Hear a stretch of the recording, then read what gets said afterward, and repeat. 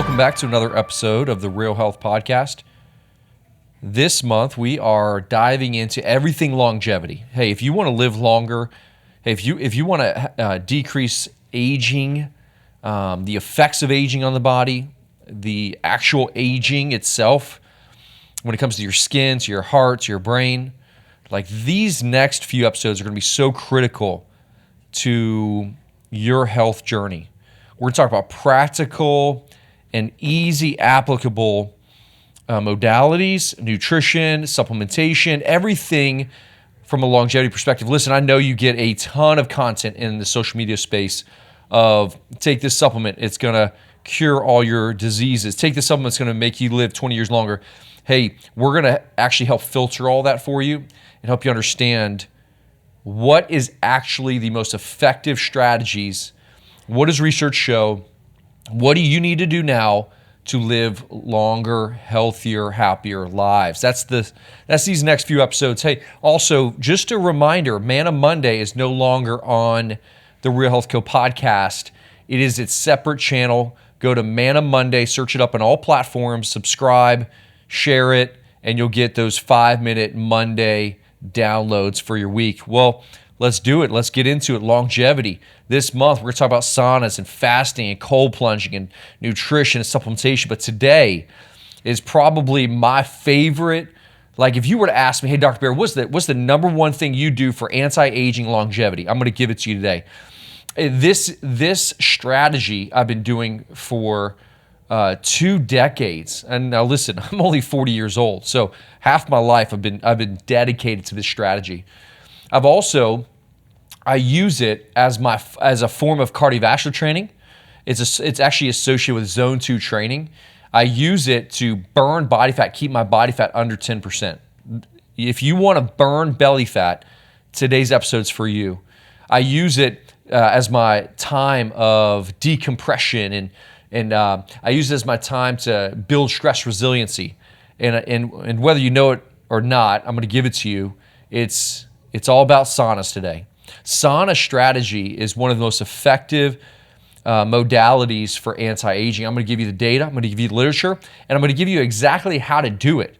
Because it's not just about, hey, I was in the sauna 15 minutes, but it's like, hey, when are you doing it? How long are you doing it? How often are you doing it? Okay, and then what type are you using? So I'm actually going to help you understand the difference between traditional heat Swedish saunas, mainly coming out of a lot of the Finnish studies, or the new infrared. So I had an infrared for years, loved it, but it's just low heat. If you're in an infrared, the temperature is typically 130, 40, 50. But now I've got a traditional Swedish sauna with rocks and water and steam, and it gets up to over 200 degrees. I mean, I'm baking. So is there an advantage there? Well, why did I shift to it? Why did I switch to that? Well, we're going to download that on today's episode. So without further ado, let's get into it. Let's talk about a 20-year Finnish study. Over 2,300 middle-aged men going to a sauna once weekly resulted in a 49% reduction in all-cause mortality once a week. Once a week sauna usage, nearly 50% reduction in all-cause mortality. What does it mean? Anything related to death was reduced 50%. What are some other crazy benefits? There's a study in a heart disease ischemic journal, and it was 1,688 men and women. The average age was 63, and it was a 15-year follow-up.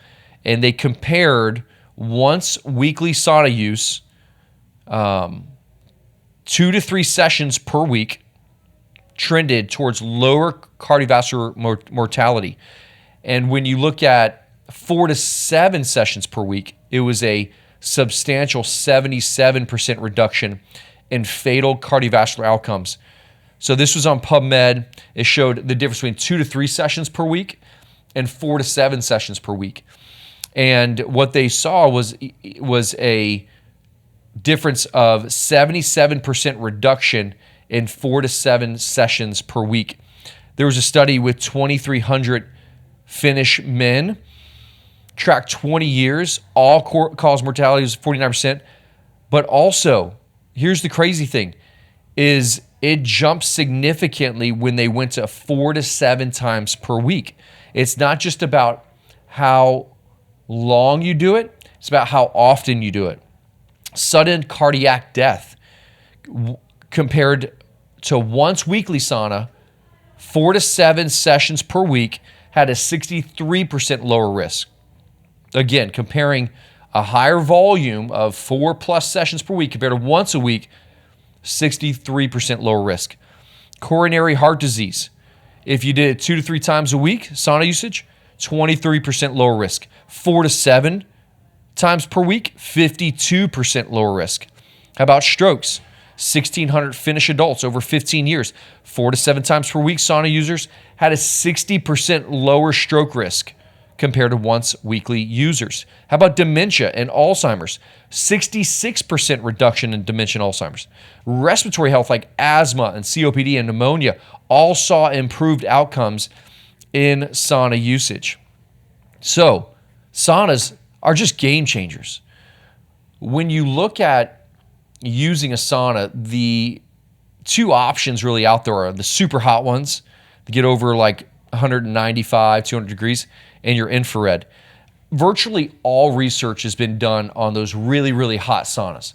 So does infrared provide the same benefit? We really don't know. We think they do because it's a different heating system. It's going to be lower ambient heat. You can sit in it a little bit longer. Like I used to sit in my infrared for 45 to 60 minutes. I cannot do that in a 200-degree sauna. I'm begging to get out at 25 to 30 minutes in, jump in my cold plunge for 5 minutes, and then do another session. Virtually do that every single morning. Every morning is sauna, cold plunge rotation. I could do that for an hour in my infrared. I can't do that in my traditional heat sauna anymore. There's smaller trial studies, but what we see with the traditional Finnish style sauna is that there are some risks, mainly with overheating and dehydration. But I mean, your heart rate increases. So there's been some studies that actually show that it's very similar to training. So check this out.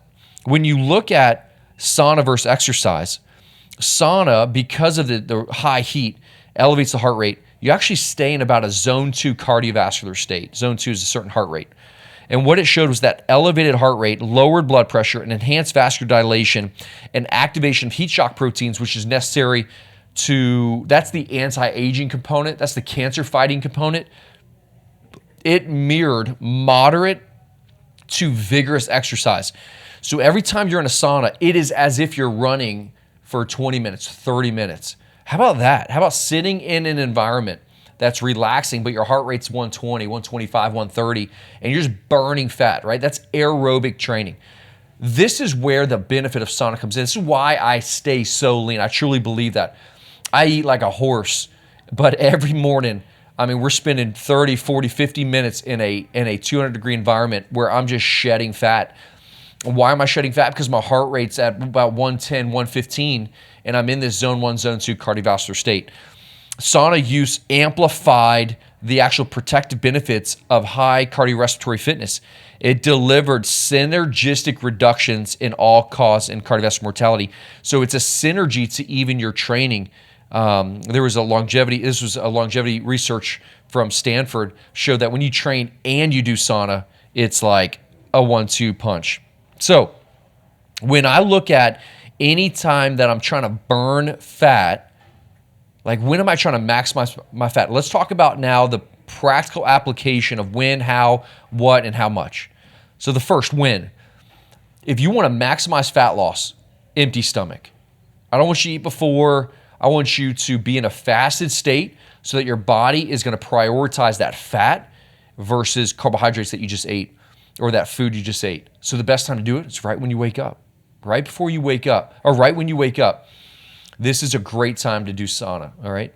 Or as soon as you're done training.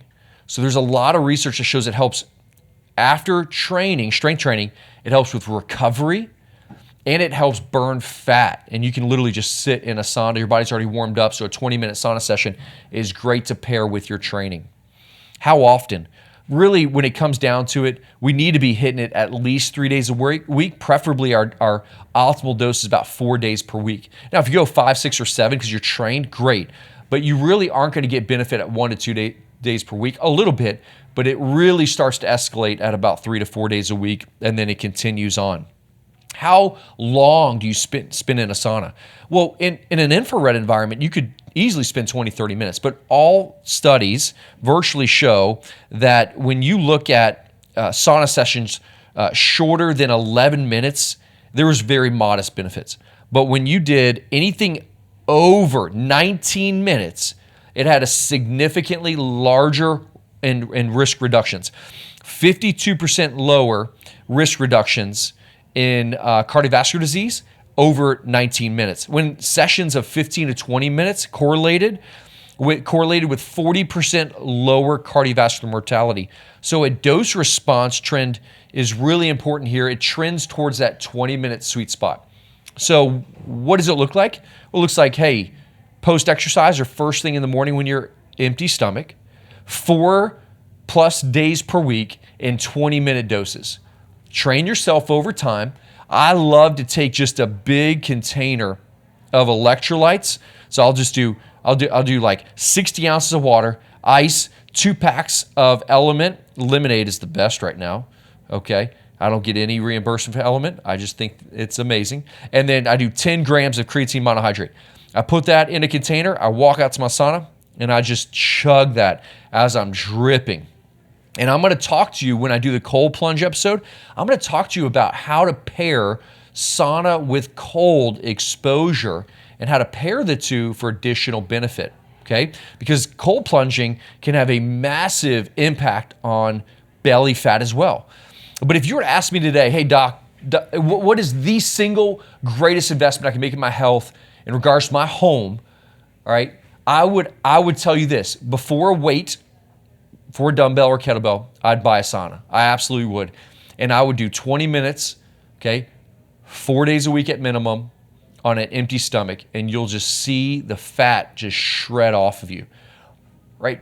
Make sure you're doing it under medical supervision, okay? So connect with your medical provider. Make sure you're in a situation where you can handle that dosing and how to properly scale. But in longevity concepts, the sauna should be at the top of the list to purchase. This strategy will build everything else that we talk about. We're going to talk about cold plunging.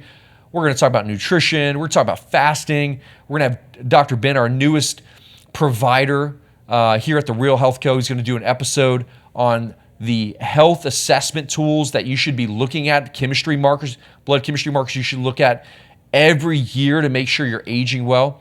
So, hey, if this has been useful and you're excited, make sure you subscribe to our podcast and share it with friends around you. Thanks for listening to another episode of the Real Health Podcast. Our passion is to add value to your healthcare journey. Anything that we do, we want to do it within a community to help as many people as possible. Thanks for listening to episodes of the Real Health Podcast.